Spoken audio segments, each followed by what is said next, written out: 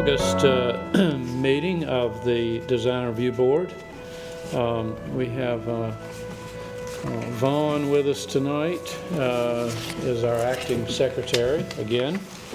And in just a few minutes, we'll have the applications. We'll have Vaughn read those, at which time you can come up to the lectern here in the center and give us your name and address and anything you'd like to add to the application. In the meantime, our board is reviewing the minutes for our July meeting, and then and I hope we'll have a motion in the next few minutes regarding approval or changes to those minutes. Second. I mean, as written. Okay, thank you. Good. Have a motion to approve the minutes for the work session and the regular meeting for July 5th as written. All in favor, raise your right hand. Okay, minutes are approved.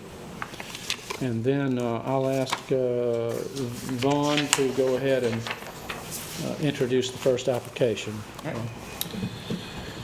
The first item is an application from Laura Callahan at 704 Hain Avenue Southwest. The application is for the placement of a gazebo in the rear yard of the subject property. This is up to 14-foot diameter Victorian-styled gazebo, proposed to be located along the western property line, approximately 10 feet from the side property line, and approximately 60 feet south of the rear property line.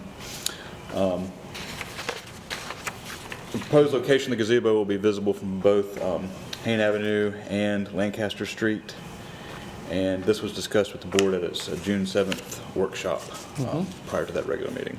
Okay. And there are pictures and location map included. Good.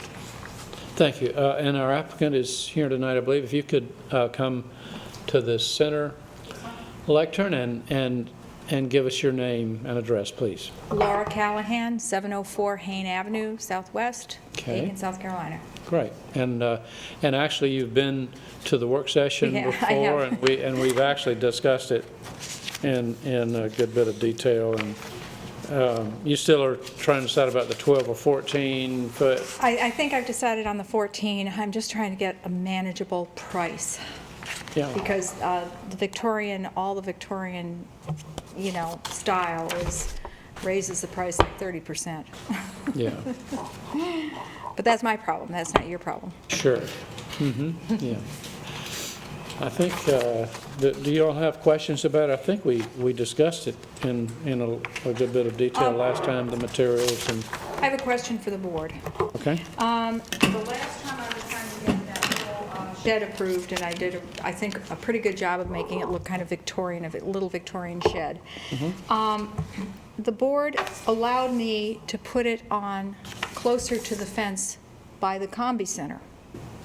There wasn't an issue about that. They were very strict about getting it a certain footage from Lancaster. In fact, so strict that I had to move the shed over 5 feet.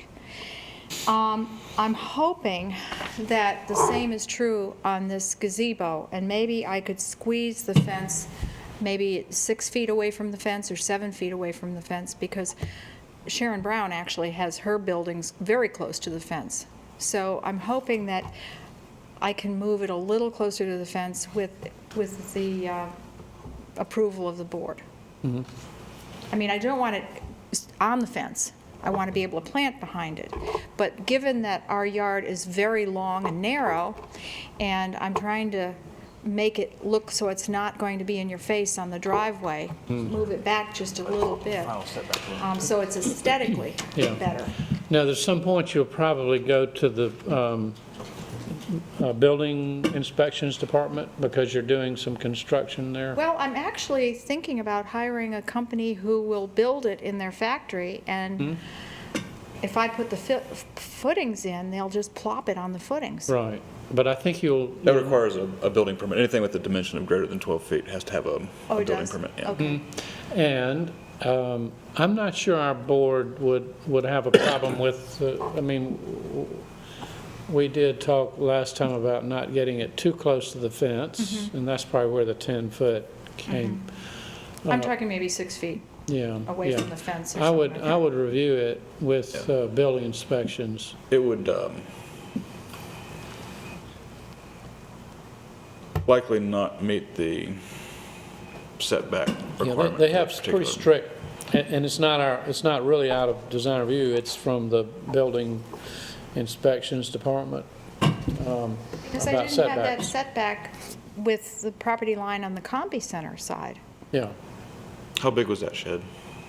I think it's 8 by 10 or 8 or 10 by 12 or something, So it was exempt from, or 8 by 10. yeah, so if it was probably exempt from building permitting regulations. and anything you're pouring concrete, Well, I for don't obvious have to, I can reasons. put it on cinder blocks. Yeah, yeah, but anything you're doing that's relatively permanent involves contractors and crews and all, I would just be safe and run it through building inspections, and they're just Okay. right down the hall. Okay, In fact, Mike Jordan is the acting planning director. Mike Jordan or others in there.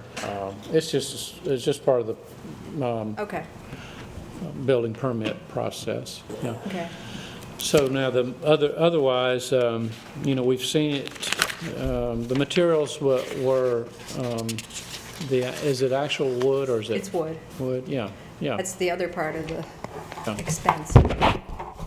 That's the other part of the expense. Yeah. Yeah.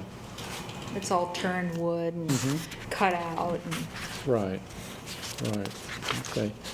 Okay, we'll go ahead and see if there are any others Okay. here would like to speak. You've been through this before many times, I know. I don't think we have anyone else, but we have to still invite anyone who might have a comment, pro or con, regarding this gazebo on Hayne Avenue. You're welcome to do that. I don't believe we have anybody here who wants to comment. So would someone like to make a motion? Mr. Chairman, with respect to application 16-052, I make a motion that we accept it as is. All right. I'm gonna, for the benefit of the applicant, I'm gonna say that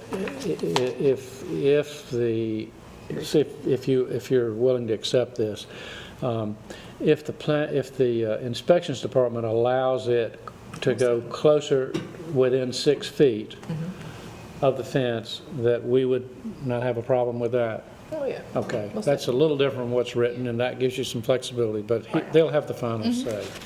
Okay, so that's the modified, but I don't know if I had a second yet. Second. All right, got 2 seconds, okay. Okay, any other discussion? Is it firm that it's a 14-foot versus a 12-foot? Okay, Good. And it's also, didn't know if we needed to give her an option. Picture that it's a composite floor. I want to make sure you know it's a composite floor. Mm-hmm. And I might not be able to do the real cedar shake because that's becoming cost prohibitive also. I might have to do just a shingle that looks like. And just for the record, you're talking about the cedar shakes on the roof, which it appears to be cedar, but it doesn't note that anywhere. So I think fiberglass shingles would be no problem. Okay, now we've got a motion second. All in favor of the application with that modification, raise your right hand. All righty. Good. You're welcome. Thank you. All right.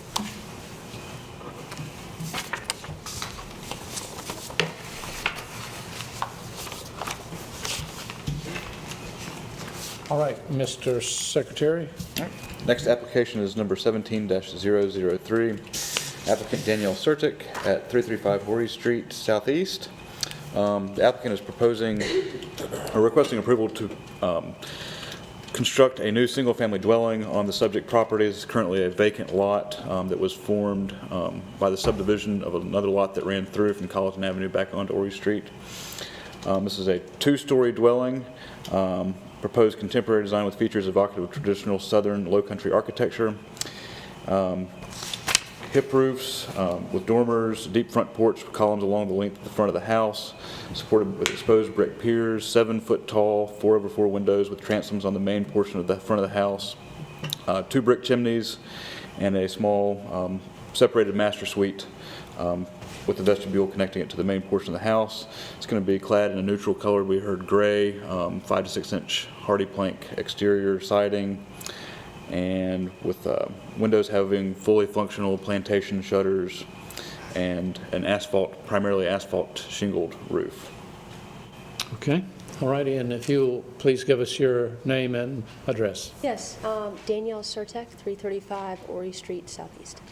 Okay, good, thank you. We had a couple of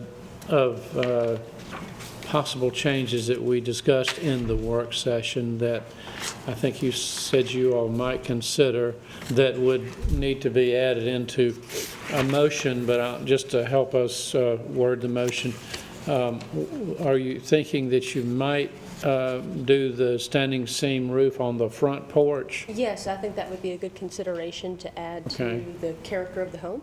Okay. So, yeah, we would definitely take that into All consideration. right, well then, when we make the motion, we can include that. That would be one, I think maybe that was the only change, although there was some discussion about potentially a rail, which I know you don't have a design for now, and don't even have the rail.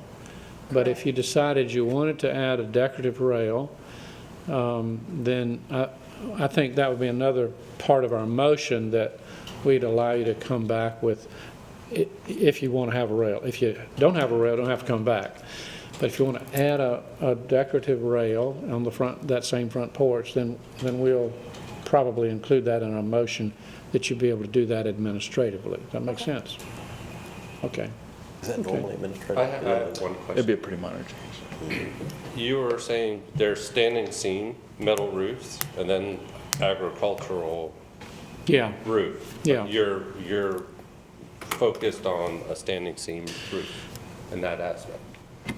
probably, We actually discussed that when we walked around the corner of what kind of metal would you do, an ag good. roof or a That's a- standing that's a seam? So I was just pertinent- wanting to be clear on. yeah, that's a pertinent comment. I think with the quality of this house, you would want to go with a architectural type metal panel, metal roof, and not the old-fashioned barn Correct. metal, you know. And it's a little more expensive, but you don't have a huge area, and like we discussed before, there aren't a I lot, just there aren't wanted to make valleys. sure we were clear. That's right. I think so. Yeah, just, and you've got some working shutters and things like that. Yeah, that's a good question. Do y'all have questions of the applicant? It helped for you all to be in the work session. Appreciate you coming early for that. Appreciate it. I don't think there was any other thing that maybe we needed to talk about. You may want to, what we'll do, if you decide not to do the plain concrete drive, and you may, since you're doing brick for the walk, you might decide to do a little brick edging around the concrete, and, you know, even every 12 feet or something, crossways. You need to have joints anyway. On the keyways, correct. Yeah, you need to have joints in your concrete, for sure. So that'd be another thing that they could allow you to do if you thought you might change that.